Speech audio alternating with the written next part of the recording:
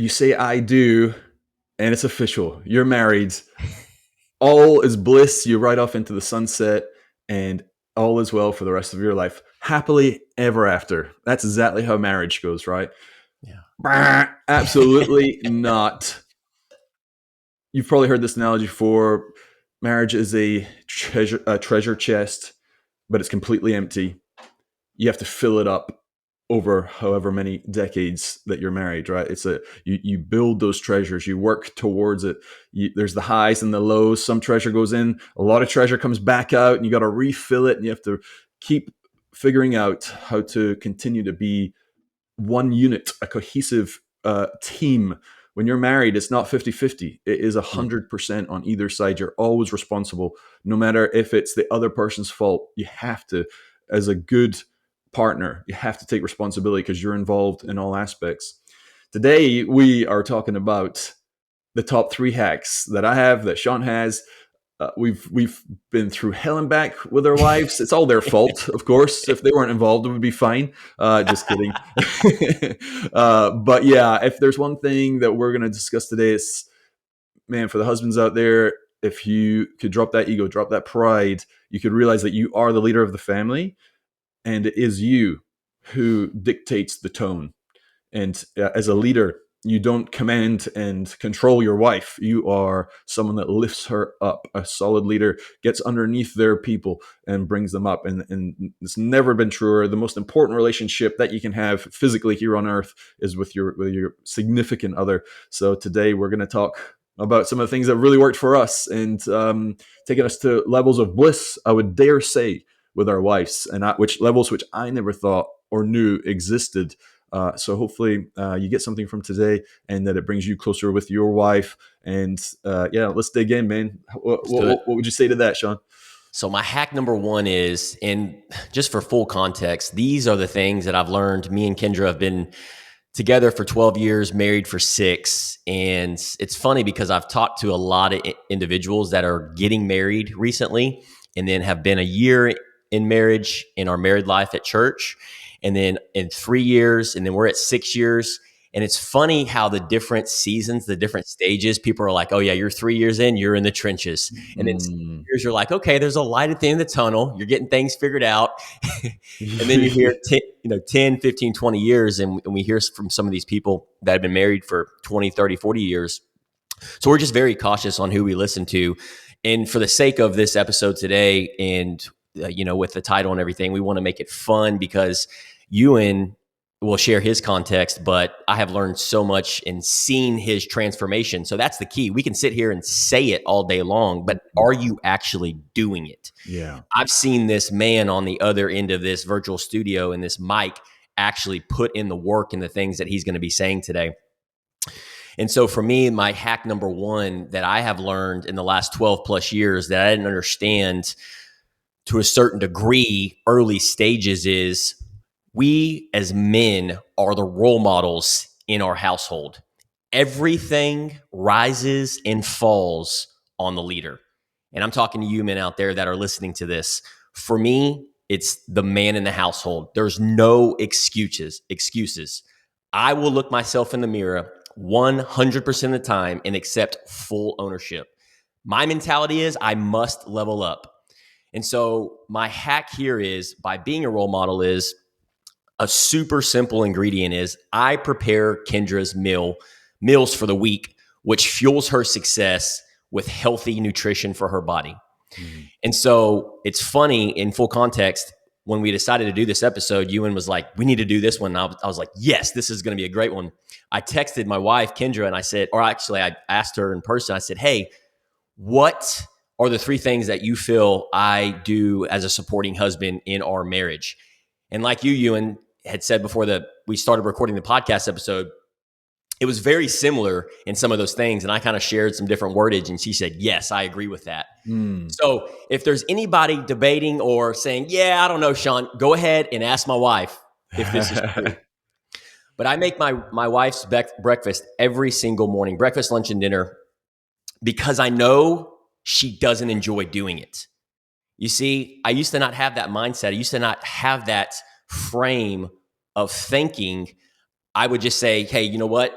eat healthy, right? I would say the things out of my words, out of my mouth, Ewan, but where's the action in that? And so once I started realizing, oh, I can do these two things because I enjoy it to a certain degree, and she doesn't enjoy doing it.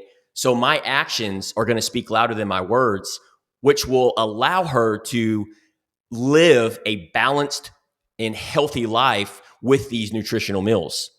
And so for me, one of her love languages, and if you don't know your love languages, your wife's love languages, find out ASAP, is acts of service. Kendra's is top 2 is gift giving and acts of service. I'm still working on the gift giving, but the acts of service I have pretty much dialed in.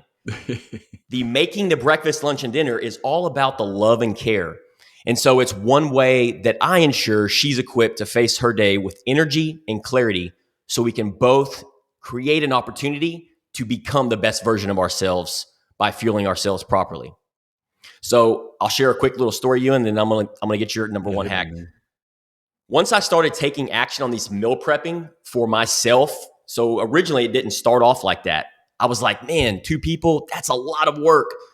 But once I was intentional about it, and I saw the progress in prepping for myself during the week, slowly but surely, Kendra caught on, not was it taught, not did I say, hey, you should meal prep too, or hey, you should do this, Ewan, but it was caught.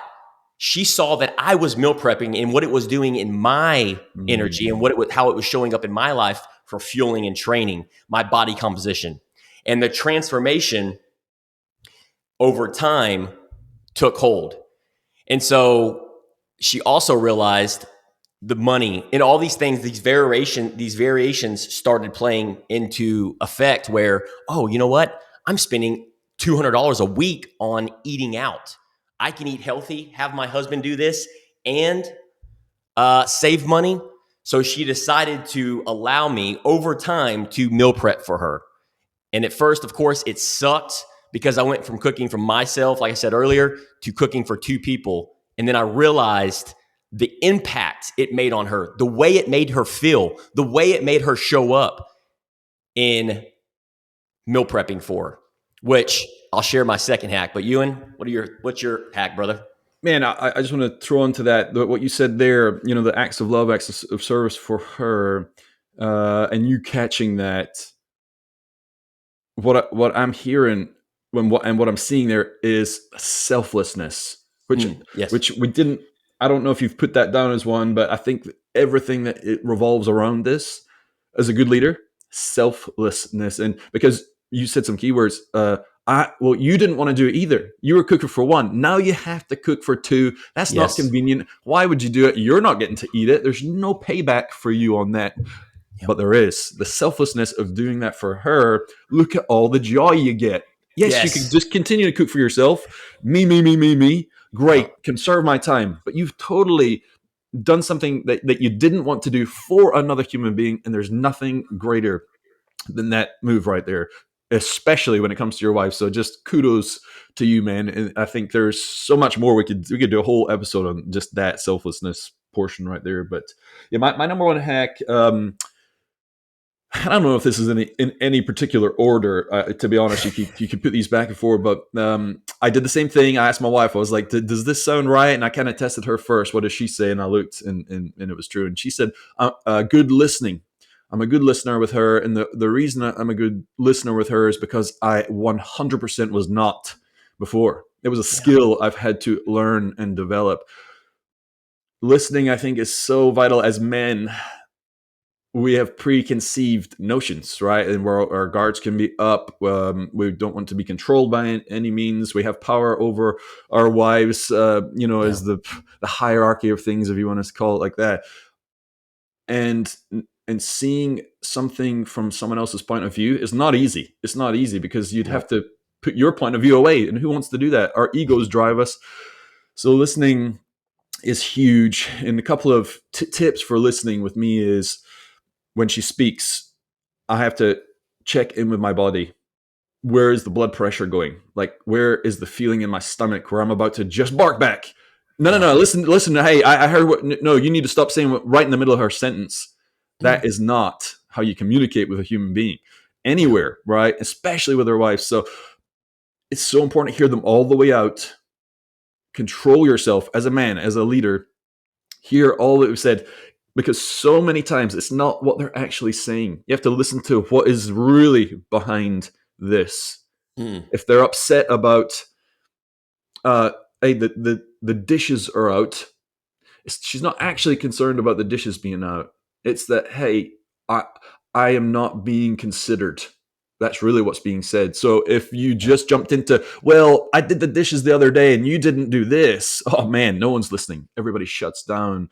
Yeah. But if you slow down, listen to them all the way out, calm, strong, command like a real man, and say, what I'm hearing is that this is a concern for you. And you can even say, hey, I feel that I might be getting a little frustrated about what I'm hearing, because you have to express your own feelings. This is not just shut you down. You have to express how you're feeling, and then you can even discuss that.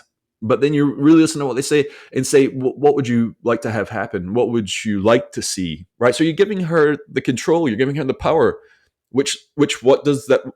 That is good leadership, because who really still is controlling it as the role model, as the man? Well, you do, because a Yeah. strong, confident man doesn't need to control the mic. He hands it over to other people so they feel heard, and then you end up in a good place. So I know for me, yeah, good listening, it's been a skill I've had to learn with my wife, but I will say the word bliss. When you listen to your spouse, and the outcomes of someone else being heard, what is the transaction? The ROI is trust, safe Mm. space. They Yeah. can say anything to you, and the bickering, the arguing, that all kind of just goes out the window, because she knows, they know that you have their backs at all costs.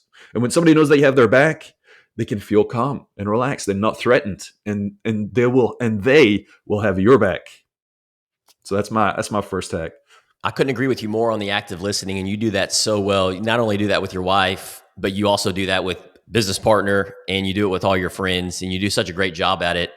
I'm curious, just a real quick question before we move on to the second hack is, when you're active listening to your wife or to your business partner or to a friend or a customer, but you can literally feel the energy in your blood, in your mind, like it's almost depleting you, Yeah. because maybe they're complaining, or maybe they're talking about something that you have no clue about, but you're like, I need to show up, I need to really dial in right now. Yeah.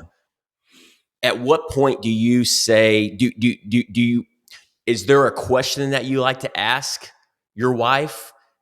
Yes. At what point do you kind of, or do you sit there and listen for the next 30 minutes? Yeah, and you know what? At the beginning, it can take a long time, but as you do it more and more often, you'll find the conversations get real short, real fast, because a lot of the baggage, it's never the thing you're listening to. It's always the baggage that's coming with it, and Yeah. perhaps the guard that is up. And so as that guard is super down and the baggage is all cleared out, those conversations get really short.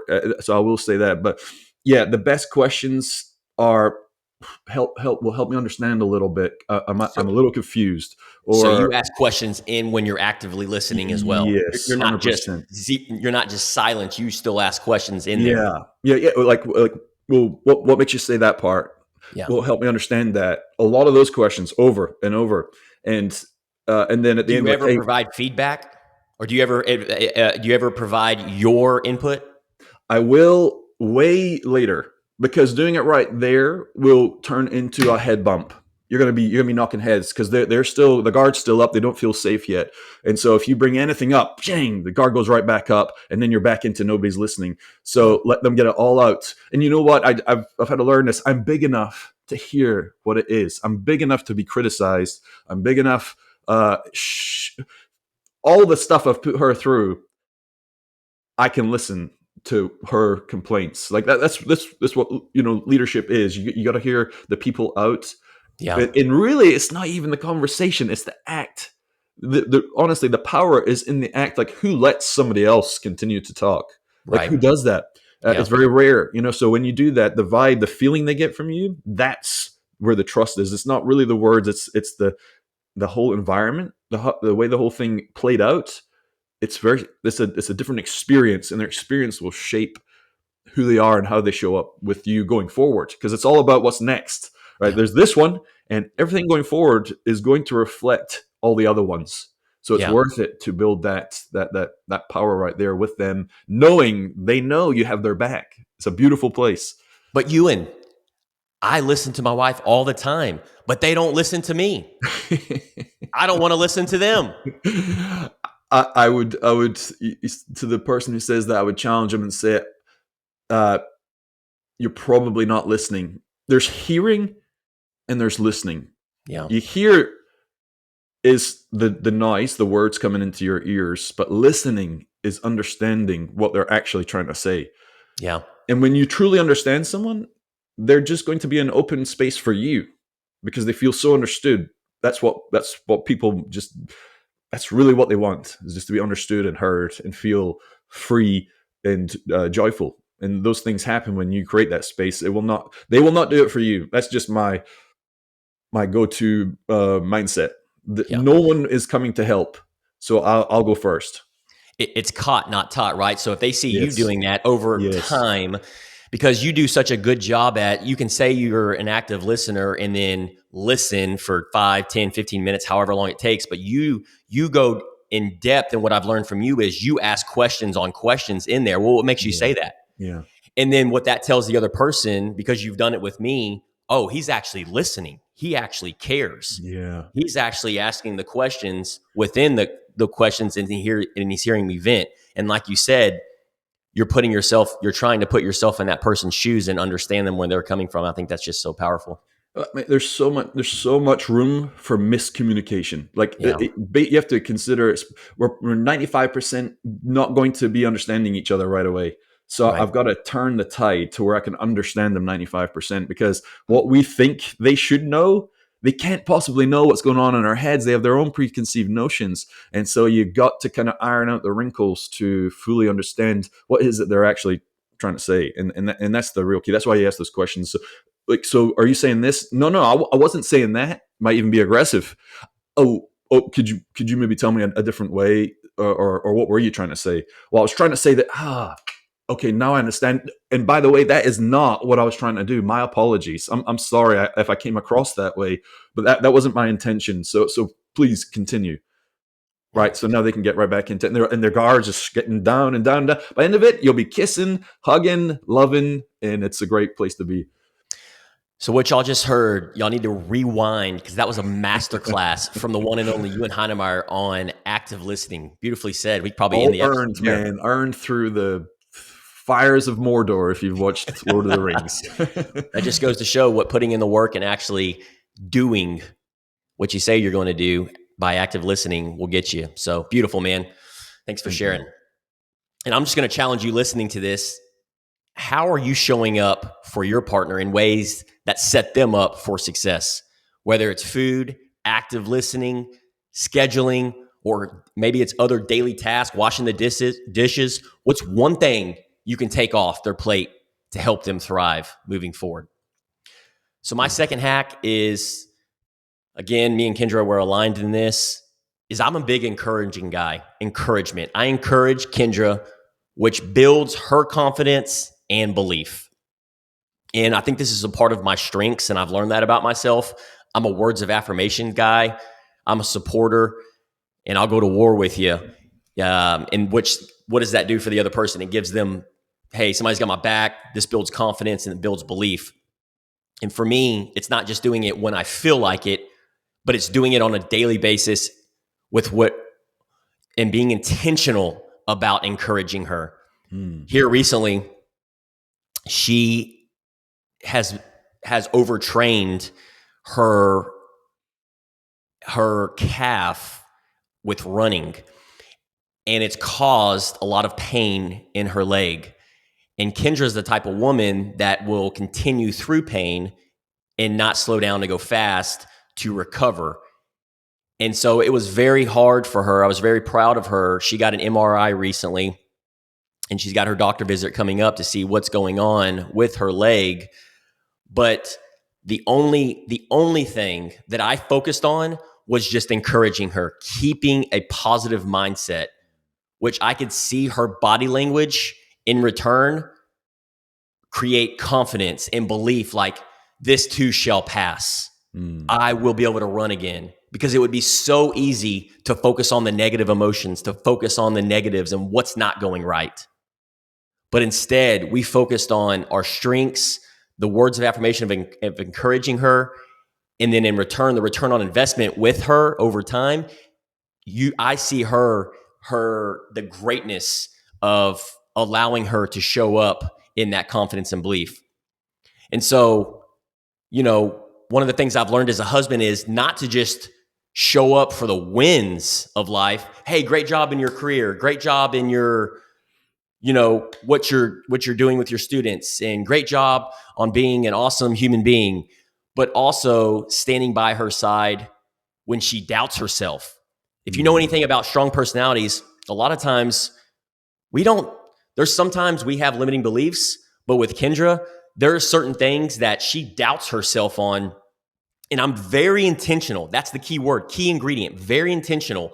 When I see her body language or when I see her say something and she starts creating limiting beliefs or doubting herself, I'll figure out ways, creative solutions to encourage her, whether it's words of affirmation, whether it's an article I send her, or a podcast or a resource.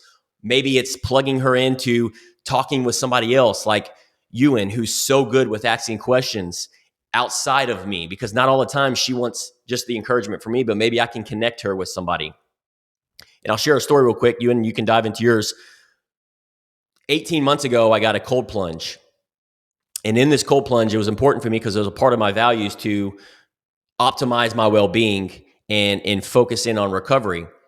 I had no intention of my wife doing the cold plunge. It took me 12 months to do the cold plunge pretty much every single day for 3 minutes.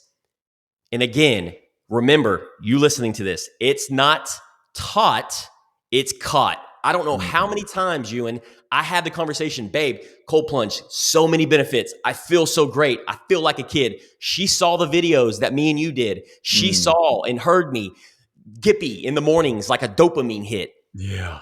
Over time, it compounded. And I encouraged her. I didn't give up on her the first time she said no. I didn't give up on her the first 6 months, the first 12 months. And guess what? Over time, she ended up getting in the cold plunge. Started with her feet, then went to her ankles, then went to her calves, then went to her bottom half of her body. Because I encouraged her, I didn't discourage her. It built confidence and belief. And I feel like as men, that's our biggest, that's one of my key ingredients is like, how can I encourage my wife? Yeah, I'm going to throw into what you did there was patience as well, right? Because it takes time. It takes other people's time to do their thing, which means if it's their time, it means it's not your time, and we want what we want right away. But to get what you really want, you have to give people, again, that space. And man, you encouraging her, you could have been like, I give up. No, I already told you should have been doing this. But instead, it's like, no, your example, those words of encouragement, affirmation, that takes resilience yourself, right? And patience to be able to do that. So, man, that's a beautiful thing, man. There's so many things within what we're saying, like just multiple characteristics. And you've learned that too, right? Like, would you say you've learned that? Like, what did you have to do to get to that place? Or do you feel like that was maybe one of your more natural things to do with her? Yeah, no, you hit the nail right on the head. I think patience, the only reason I knew and the only reason I got to that place is because I understood that was a weakness of mine. I learned that patience is not a strong suit. It's a double-edged sword, right? So it's good to have that intensity. It's good to have that strength as urgency, creating urgency, because what's the alternative of that? Procrastinating, not actually taking action. So once I've learned to take patience, and this is how you do one thing, is how you do everything.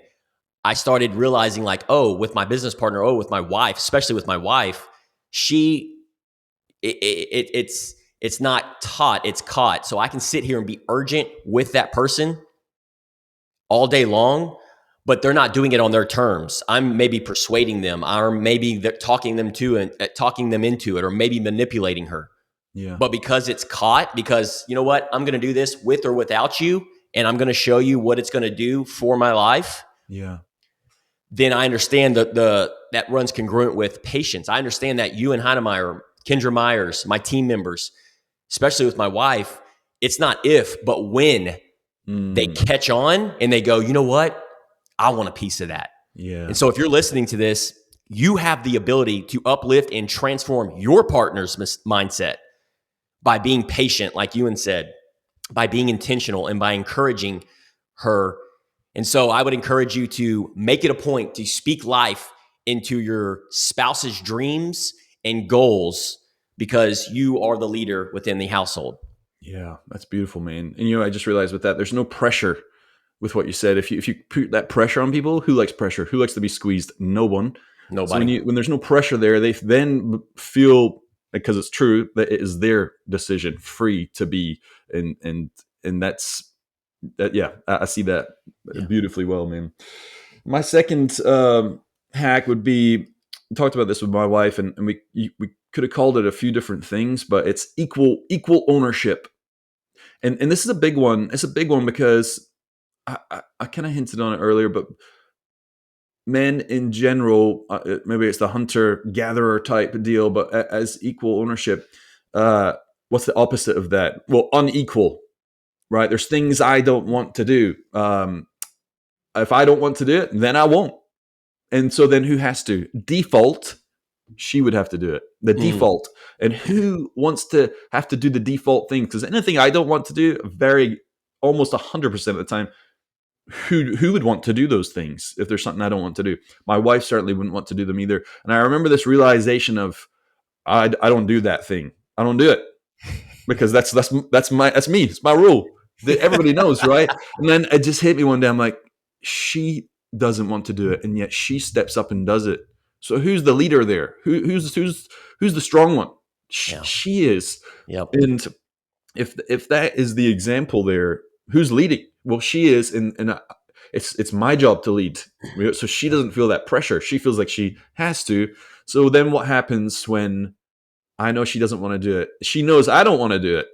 I step in and do it. She now knows I'm doing something I do not want to do because I love her and I don't want her to have to do that thing. So it's equal ownership. I've said it before. It's not 50-50 because 50-50 leaves a whole other 50% that you're not responsible for. That's And that right. can lead to so much struggle and issues, and as opposed to the 100%, even if they're not doing it, even if you want to quotation marks think that, well, they should be doing that, and you can build resentment and frustration there, or you could say, you know what, no, if it's 100%, it's my job, never Yep. theirs, never their Yep. job. I will always be happy to do all the things all the time. What if they heaven forbid they pass away, right? Well, all those things would now be your responsibility. You'd have to take on all the things. So Mm. are you going to do that grudgingly, or would you rather do it with an open, serving heart, right? So to me, I remember I wasn't very helpful with the kids, and it wasn't because I'm like, well, I'm just going to be a bad dad. I just wasn't. I wasn't on my radar. Like I didn't know. Like I feel like the blueprint, I didn't have it, and then I've just it kind of happened through realization. I guess Mm. I don't have many regrets at all in my life. I don't regret things. There's things I wish I hadn't done, but because I've learned from them, I'm very grateful for those things. So I don't regret that they happened. It's molded me into who I am now. Yeah. But for some of the things I regret, I regret not learning sooner Yeah. that there's another person in my life, and they are. I say more important, and I mean that with a pinch of salt, like, because love yourself, love your neighbor as yourself, right? I think we should all love ourselves 100%, which means you love everybody else 100%, even your enemies. And so, yeah, I wish I could have got that sooner. And man, this podcast right here, this episode, I hope this is someone's calling sign that this is the time to learn sooner yourself as well. The you and Heinemeyer listening to this 20 years ago, even 15 years ago, what would he need to hear right now with this second hack to see the light, see that blind spot that you didn't see and that you've realized over time?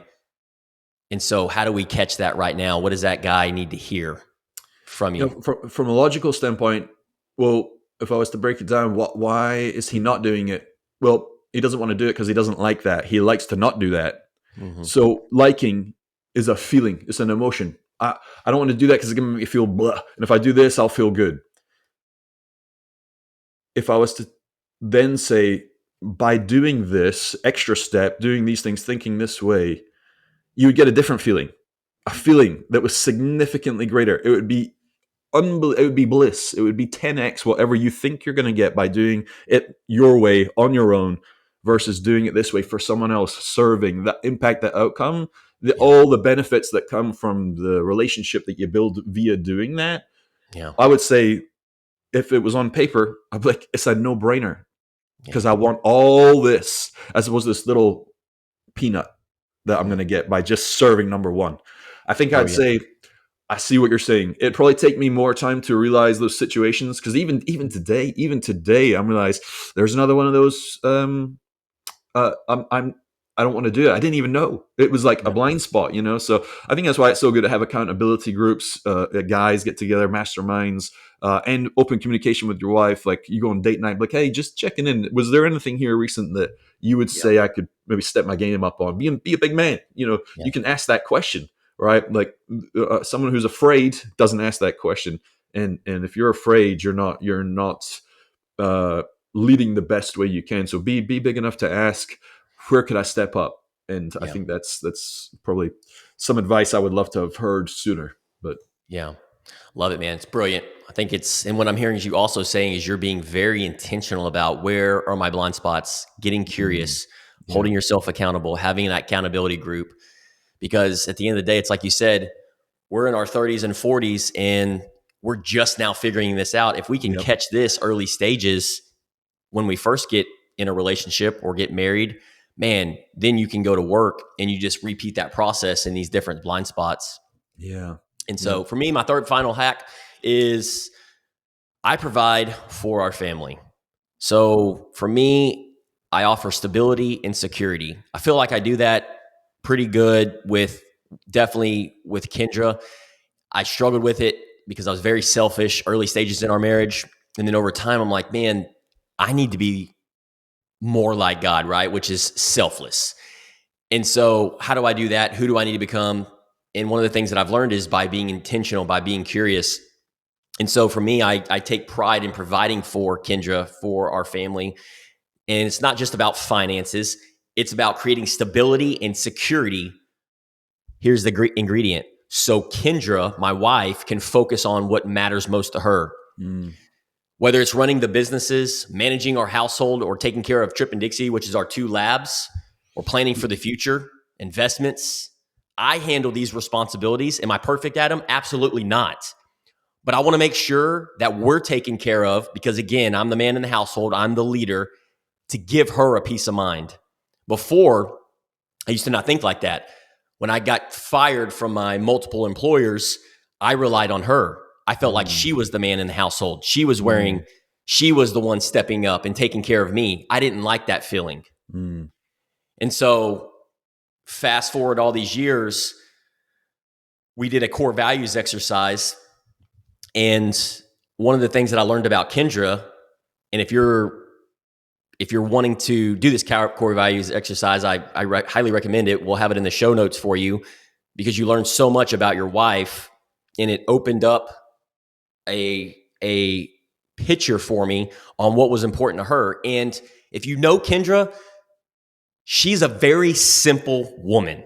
And one mm, of her top core values is happiness. mm. She doesn't need all the money in the world. She just needs a roof over her head, 2 dogs, a husband that loves her, and a career that she feels meaningful and purpose in. It's beautiful. And so I started being super intentional about it, Ewan, that I wanted her to do the things in life that she loves doing and Yeah. enjoys doing. Yes. And for me, I try to focus on where can I sacrifice? Because ultimately, that's what God did, right? Sacrifice. Where can I sacrifice the here and the now for the long-term happiness for our family and marriage?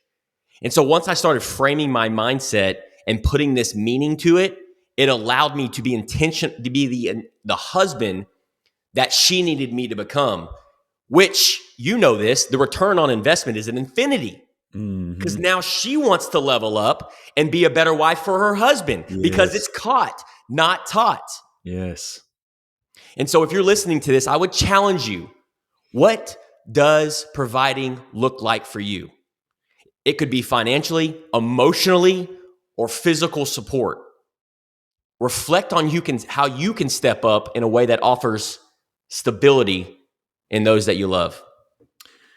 Man, what you just said right at the couple sentences ago, I said it earlier. There's levels of marriage that I didn't know existed, and you're totally hitting the target all around that. When you do that, that selflessness, that sacrifice, man, it changes the game of how they respond to you, right? So now you've got this circle, this cycle, this continual loop up of Yeah. I've got their back, she's got mine. The love that's coming from over here, it's overwhelming. Didn't know existed, so I'm going to throw even more love onto her for doing that for me, and then Yeah. it just keeps happening. And then you just Yes. suddenly think you really don't need all the things you think you want are distractions. Like you have the most golden nugget right there, just that bliss, that peace, that's that oneness of marriage, right? Like Yep. that you are one. So it's a beautiful thing what you said right there, dude. I really love that.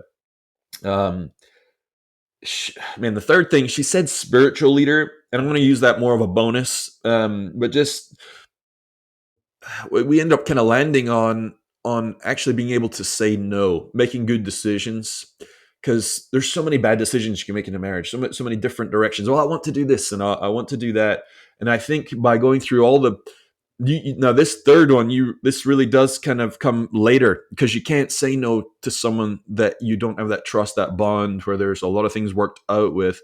But there's a lot of things that decisions that we might have wanted to have done, like, oh, I want this house here, or I want to do this at this time, and it wasn't a good decision. There's always going to be those decisions that say it's not a good time, and being able to be mature, making calculated good decisions for the family, not just because I'm the boss and I'm saying no, we're not doing that. I'm Yeah. saying, I also want to do what you're saying here, like, oh, I'd love to do that, but let's make a smart decision, especially in the early stages, like if you don't have as much money, or just things that might cause issues down the road, things you'd regret, the short term pleasure, and you're going to end up having long term pain. Right? That's really what I'm talking about here. Just being able to have bought that grace. You've bought that grace because of the trust you've created by doing all the other things. And Yes. so when you say no to something, and Kel looks, she says, "I trust you." Even though it's something she wants, she's given me that back, and I think, and it's not often. I don't say no a lot, but when it's important, she knows that I'm going to make a good man. Really, you know what? Very much similar to you. You said security and stability. Yeah. Saying those things, yeah, I want to say it's almost the same thing. Just creating, like, that was a good decision. 3 months Yep. later, so many times, Kel, like, man, I'm so glad that you said let's not do that.